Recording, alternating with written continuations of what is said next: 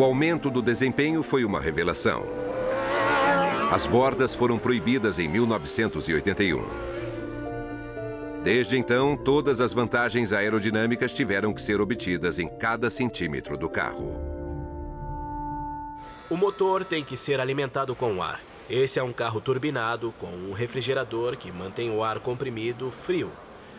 A quantidade de ar que precisa passar por aqui é mínima. Qualquer quantidade de ar a mais que passar produz uma resistência extra e diminui a corrente de ar, ou seja, não existe ar suficiente para gerar mais tração. Então, como engenheiros aerodinâmicos, nós forçamos o motor até o máximo permitido, porque assim alcançamos a melhor performance aerodinâmica. Aqui nós temos a preocupação de afastar o ar quente do motor e dos radiadores e, ao mesmo tempo, manter toda a atração vinda das asas. Sendo assim, tudo que estiver perto da traseira é direcionado para que não atrapalhe a corrente de ar aqui. Todo o projeto de um carro de Fórmula 1 é científico e não cosmético. Mesmo sem as bordas e com uma base plana no lugar de uma com formato de asa, os engenheiros conseguem gerar tração suficiente no carro.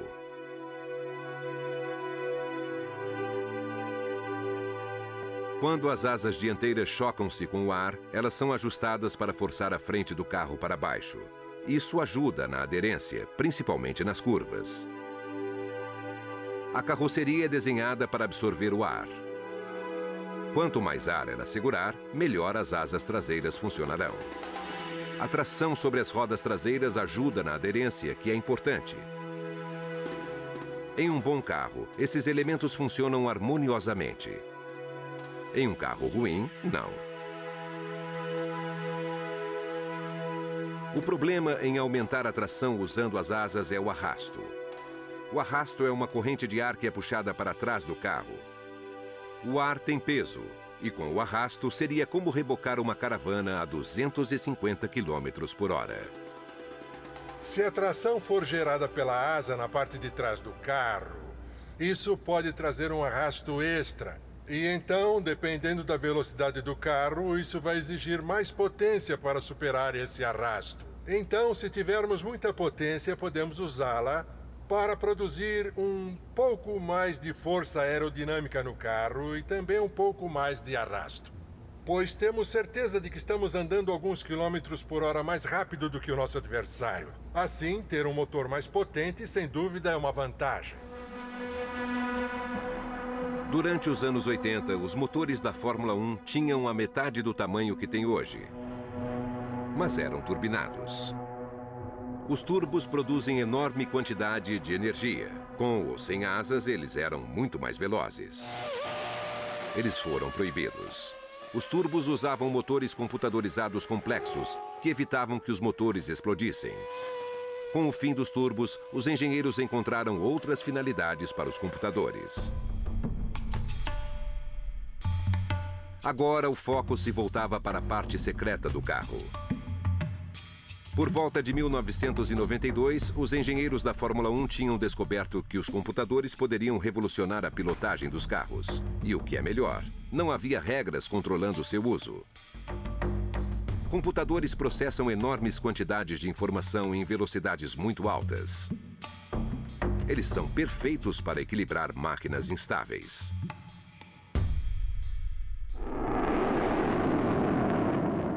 O Eurofighter é uma máquina instável, um avião desenhado para combate durante a Guerra Fria. Ele possui 3 supercomputadores. O piloto controla os computadores e os computadores controlam o avião. O piloto não teria como controlar esse avião sem os computadores. Ele não tem o comando manual. Então, nós confiamos nos computadores e ficamos felizes pelos benefícios que nos trazem. Os benefícios para os pilotos é que eles não precisam se preocupar com as consequências desastrosas em manobras arriscadas. O computador avalia constantemente o que o piloto faz, processa informação sobre a posição do avião e mantém tudo estável durante o voo.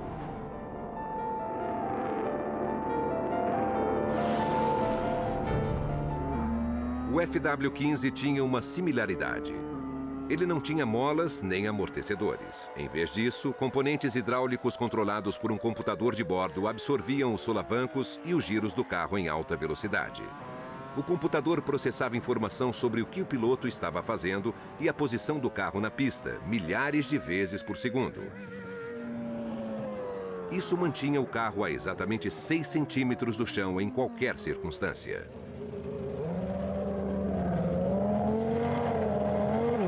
O principal era manter o carro numa altura ideal do chão e assim ele produziria a maior quantidade de tração possível. Com molas convencionais, quando acionamos os freios, o peso é transferido para frente, que então abaixa, a traseira levanta e desestabiliza o carro. E assim que pisamos no acelerador bem no meio da curva, a traseira abaixa, a frente levanta, o que também desestabiliza o carro. Se usássemos um sistema de suspensão ativa, seria rápido e eficiente compensar isso. E, mais importante ainda, manteria a estabilidade do carro, não importa se estivesse indo devagar e sem muita força na curva, ou em alta velocidade nessa mesma curva, ainda assim o carro manteria uma distância ideal do chão. Esse era o objetivo da suspensão ativa e isso valia segundos, não décimos, segundos.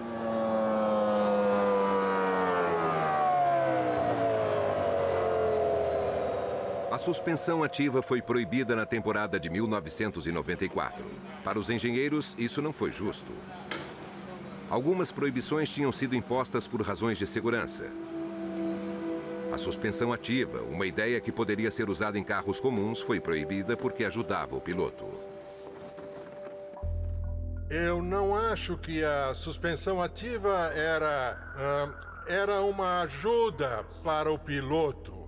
Ela não dirigia o carro para o piloto. Ela aumentava o potencial do carro, mas era uma tecnologia muito interessante. E eu acho que poderia ter muitos usos comerciais também. E acho que foi uma pena que a Fórmula 1 tenha proibido, limitando esse tipo de avanço. Eles haviam como um empecilho para o trabalho do piloto. Achavam que o piloto viraria um robô, quer dizer, é um total exagero. Existe uma discussão entre pilotos versus ajuda tecnológica ou de pilotos versus os limites da tecnologia. Isso não é uma questão simples, porque como vai se saber que direção tomar? E o esporte está tentando descobrir qual dos dois caminhos deve seguir. Os engenheiros são muito bons para compensar terreno perdido, sem se importar com as limitações impostas ou com o excesso de velocidade que a pista pode comportar. E isso é um fato matematicamente certo, acabaria acontecendo. Existem lugares em todos os cantos do mundo que não poderiam ser usados se os carros não fossem controlados através das asas, da aerodinâmica, da força do motor, da tração e de tudo mais que eles usam. Mesmo sem as bordas, sem os turbos e sem a suspensão ativa, um carro de Fórmula 1 consegue atingir velocidade e força suficientes para superar facilmente o seu próprio peso. Ele poderia correr em cima de um túnel com facilidade.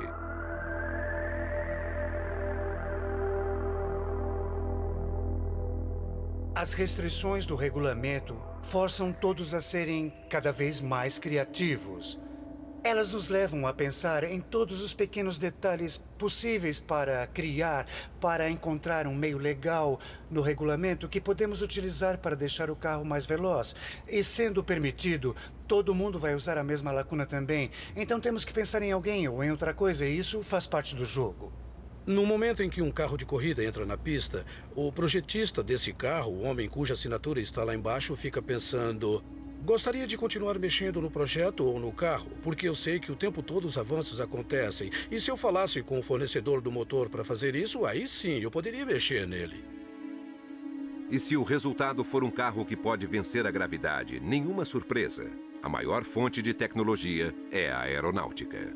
Pense no espaço aéreo. Tudo depende da aerodinâmica. Depende também da criatividade com o material.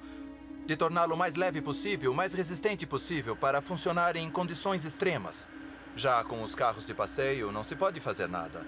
E é assim também com os carros de corrida. Mas afinal, como podemos deixar esse carro o mais leve possível? O mais leve possível. E como vamos deixar a suspensão ao mesmo tempo o mais forte possível, usando a fibra de carbono? Então, esse tipo de qualidade dos materiais, da aerodinâmica, é um exemplo de como as indústrias interagem.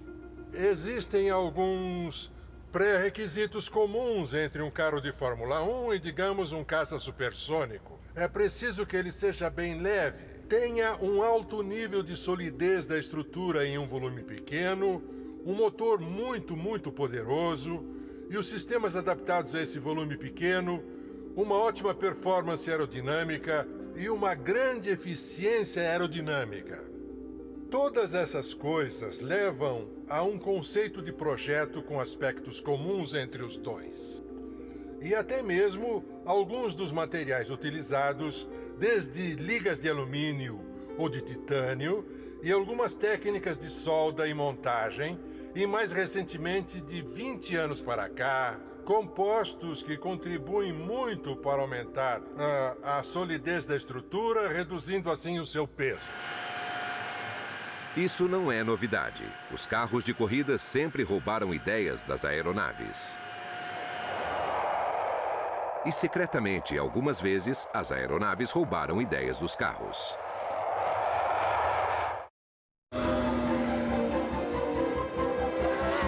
Dos ultrapassados carros do final dos anos 70 para os carros com suspensão ativa do começo dos anos 90, os engenheiros da Fórmula 1 se tornaram cada vez mais reservados a respeito de sua tecnologia. Na época em que a suspensão ativa foi proibida, em 1993, os pilotos da Fórmula 1 tinham um ótimo ajudante a bordo, um poderoso computador. Da faísca que inflamava a gasolina no motor, à fração de segundo para se fazer a troca de marcha, tudo era controlado por um cérebro eletrônico. Os paralelos com o projeto dos aviões eram óbvios, não apenas com o perfil alado dos modernos carros de Fórmula 1, mas com a revolução eletrônica que acontece no cockpit. Alguma coisa tinha que ser feita. Ficou decidido que toda aquela ajuda tecnológica dos pilotos tinha que ser banida. A ênfase seria o campeonato de pilotos. Assim, toda a ajuda aos pilotos acabou. Havia uma alternativa que era dizer que a FIA lançaria unidades de controle eletrônicos normais que seriam fornecidas em todos os motores, mas no final eles concluíram que as montadoras ficariam assustadas porque isso estaria passando por cima da sua tecnologia. E pela primeira vez desde 1930, as montadoras voltaram para a Fórmula 1 exatamente por causa de seu perfil altamente técnico.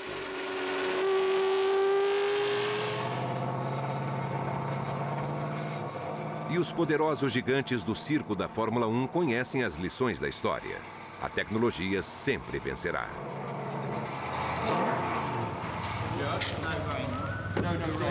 Os aviões e os carros surgiram no começo do século XX. Na época, os aviões eram assim. E nos anos 30, os mesmos engenheiros trabalhavam nos dois setores.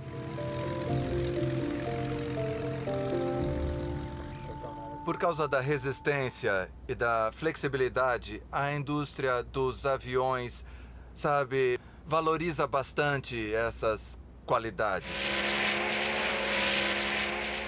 E por isso havia uma poderosa sinergia nas corridas de carro, porque se queria construir um carro que fosse ao mesmo tempo o mais leve e o mais forte possível. Essas ações simultâneas estavam em toda parte. Sempre que os velhos carros de corrida eram descartados, os fantasmas dos aviões também eram. Os cockpits dos carros guardam uma evidente semelhança com os cockpits dos aviões. Grandes entradas de ar. Fortes refrigeradores. Largos escapamentos caíam bem tanto em um caça como em um Maserati.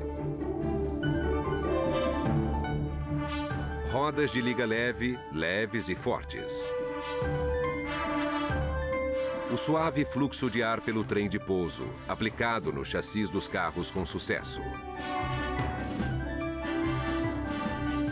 Até detalhes, como porcas travadas automaticamente para diminuir a vibração, eram comuns.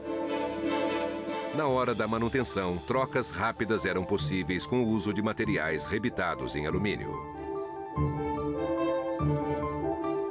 O suporte da asa deste avião bimotor modelo Avro Tutor de 1931 tem o mesmo princípio da suspensão da Williams, feita 60 anos depois.